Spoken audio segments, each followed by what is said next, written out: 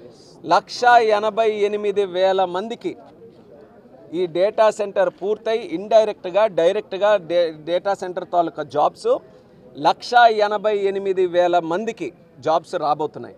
అలాగే పెట్టుబడి తాలూకా ఖర్చు ఎంతనంటే 1,35,000 కోట్ల రూపాయల తాలూకా ఖర్చు ఈ డేటా సెంటర్ మీద పెట్టబోతున్నారు.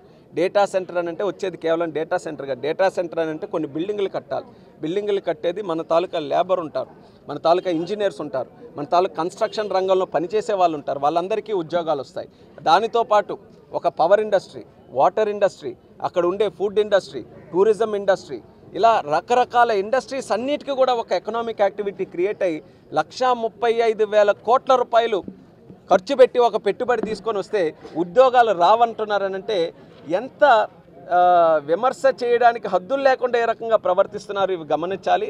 అయితే వాళ్ళు ఎంతవరకు ఈ గూగుల్ మీద వాళ్ళు విమర్శన చేస్తే వాళ్ళ అవివేకం, అజ్ఞానం అనేది ప్రజలకు ఇంకా బాగా తెలుస్తుంది. కాబట్టి వాళ్ళకి ఆ రకంగానే మాట్లాడనివ్వండి.